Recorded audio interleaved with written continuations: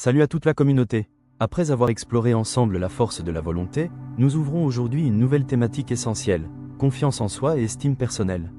C'est un pilier central du développement personnel, car sans une base solide d'estime et de confiance, tous nos efforts risquent de rester fragiles. Dans cette série, nous allons avancer pas à travers 4 leçons majeures. Leçon 1. Déconstruire ses croyances limitantes. Leçon 2. S'accepter sans se limiter. Leçon 3. Comment ne plus chercher la validation extérieure. Leçon 4. La différence entre confiance et arrogance. Chaque leçon est conçue pour te donner à la fois une compréhension profonde et des outils concrets pour transformer ton rapport à toi-même et au monde. Aujourd'hui, nous commençons avec la leçon 1. Déconstruire ses croyances limitantes. Dans cette première étape, nous allons explorer. Grand 1. Comment naissent nos croyances limitantes et pourquoi elles freinent notre potentiel. Grand 2. Les mécanismes intérieurs qui entretiennent ces croyances sans que nous nous en rendions compte. Grand 3. Les premiers leviers pratiques pour les identifier et commencer à les remplacer par des pensées plus constructives. L'information clé que nous voulons faire passer est simple mais puissante. Tant que tu ne remets pas en question tes croyances limitantes, elles continueront de dicter ton niveau de confiance en toi. Cette leçon sera donc le premier pas concret vers une transformation durable de ton estime personnelle. Grand 1. Comment naissent nos croyances limitantes et pourquoi elles freinent notre potentiel. Petit 1. L'héritage familial et culturel. Beaucoup de nos croyances limitantes se forment très tôt, dans l'enfance, au contact de notre famille, de l'école, de la société et de notre culture. Les messages implicites « ce n'est pas pour toi »,« fais attention »,« tu n'y arriveras pas » deviennent peu à peu des vérités intérieures. Principe pratique. Identifie les phrases récurrentes ou les idées que tu as entendues enfant et demande-toi si elles sont vraiment fondées ou simplement héritées. Écris-les et questionne leur légitimité. Petit 2. Les expériences marquantes et les échecs. Les échecs ou les événements douloureux peuvent installer des croyances qui te conditionnent. Je ne suis pas doué pour ça, ce n'est pas ma place, je ne mérite pas mieux. Ces croyances, en s'accumulant, deviennent des filtres qui limitent ton champ d'action. Ce que je te conseille, revisite une expérience marquante et reformule-la en termes d'apprentissage plutôt qu'en termes de blocage. Par exemple, cet échec ne prouve pas mon incapacité, il m'indique ce que je dois améliorer. Petit 3. L'auto-renforcement par la répétition. Une croyance limitante s'ancre parce qu'on se la répète, consciemment ou non.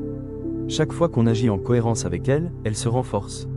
Cela crée un cercle vicieux où ton comportement valide ta croyance. Ce que je te conseille, repère la phrase ou l'idée qui revient souvent dans ton discours intérieur. Écris son contraire ou une version plus constructive et répète-la chaque jour pour rééduquer ton esprit. Petit 4. Pourquoi ces croyances freinent ton potentiel. Ces croyances ne sont pas neutres, elles définissent ton plafond mental. Elles t'amènent à te censurer, à refuser des opportunités ou à minimiser tes ambitions. C'est comme avancer avec un frein à main, tu déploies plus d'efforts mais restes limité. Principe pratique. Pour chaque croyance identifiée, note ce qu'elle t'a empêché de faire. Ensuite, écris une action concrète, même petite, qui va à l'encontre de cette croyance, par exemple, prendre la parole, envoyer un message, tenter une candidature. Petit 5. Transformer la prise de conscience en moteur. Reconnaître la naissance et l'effet d'une croyance limitante est déjà un pas énorme. Mais pour vraiment libérer ton potentiel, tu dois transformer cette prise de conscience en action répétée qui reprogramme ta manière de penser. Principe pratique. Mets en place un rituel quotidien, affirmation, relecture de tes objectifs, visualisation, qui te rappelle la nouvelle croyance constructive que tu veux installer. Grand 2. Les mécanismes intérieurs qui entretiennent ces croyances sans que nous nous en rendions compte. Petit 1. Le conditionnement automatique de l'esprit. Notre esprit fonctionne par habitude mentale.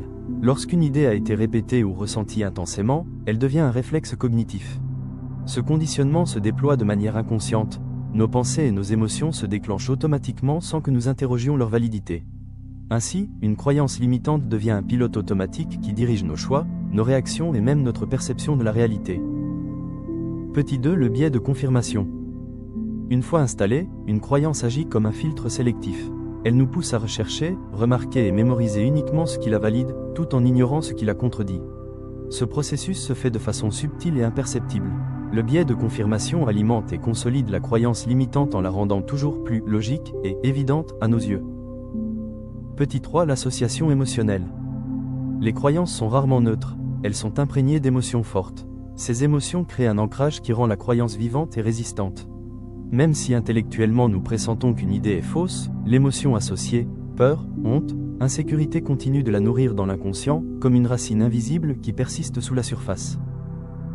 Petit 4. Le discours intérieur répétitif. L'autodialogue permanent renforce le terrain. Nous réaffirmons intérieurement nos croyances par des phrases silencieuses qui tournent en boucle.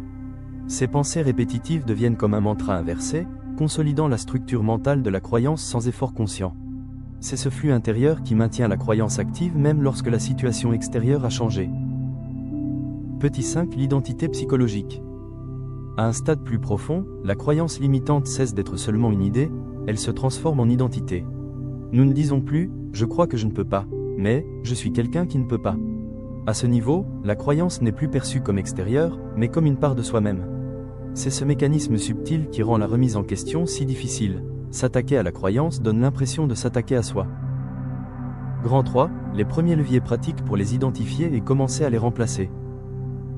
Petit 1. Développer une vigilance consciente sur son dialogue intérieur. La première étape est de devenir attentif à ce que l'on se dit intimement. Cette vigilance n'est pas une critique, mais une observation lucide. Elle permet de reconnaître les schémas répétitifs qui traversent l'esprit et de voir apparaître les croyances cachées dans les mots et les pensées automatiques. Ce regard intérieur agit comme un projecteur qui éclaire l'invisible. Petit 2. Questionner la légitimité de ces schémas mentaux. Une fois la croyance repérée, il devient essentiel d'en explorer la source et la solidité. C'est un processus d'investigation intérieure qui consiste à remettre en cause, non pas la personne, mais l'idée elle-même. Ce questionnement ouvre un espace de distanciation et brise le caractère absolu que l'on prête à la croyance limitante. Petit 3. Introduire de nouvelles perspectives dans son champ mental. Pour remplacer, il faut d'abord élargir. Nourrir son esprit de pensées différentes, de concepts nouveaux, d'horizons plus vastes prépare le terrain au changement. Ce n'est pas encore l'action, mais une imprégnation progressive qui crée une ouverture mentale. Cette ouverture rend possible l'émergence de pensées plus constructives, comme un sol prêt à recevoir une nouvelle semence. Petit 4. Cultiver une identité plus alignée avec ses aspirations. À mesure qu'on repère et questionne les croyances, un nouveau « moi » intérieur peut émerger. Un moi capable d'intégrer des pensées plus puissantes et plus justes. C'est l'ancrage d'une identité plus cohérente avec son potentiel, qui fait glisser progressivement l'ancienne croyance vers un état de simple souvenir, sans pouvoir sur la trajectoire actuelle. Nous arrivons au terme de cette première leçon sur la déconstruction des croyances limitantes. Nous avons vu comment elles naissent, comment elles se maintiennent en nous sans que nous le remarquions et surtout quels sont les premiers leviers pour les identifier et les remplacer. Ces étapes sont le socle sur lequel tout travail de transformation intérieure peut se construire. Sans cette prise de conscience, aucun changement durable n'est possible. Je t'invite à réécouter cet épisode pour mieux assimiler ces notions et t'imprégner de chaque point. Chaque écoute est une graine qui enracine ces idées dans ton quotidien. Like si tu as trouvé du sens ou de la valeur dans ce podcast. Abonne-toi pour ne rien manquer de cette série sur la confiance en soi et l'estime personnelle. Partage cet épisode avec quelqu'un qui a besoin d'un souffle nouveau dans sa vie. Commente sous cette vidéo, quelles croyances limitantes as-tu identifiées en toi et que tu aimerais déconstruire? Tes réponses inspireront d'autres personnes. Et surtout, reste connecté. Dans les prochains jours, nous plongerons dans la leçon 2. S'accepter sans se limiter, un pas essentiel pour construire une véritable estime personnelle.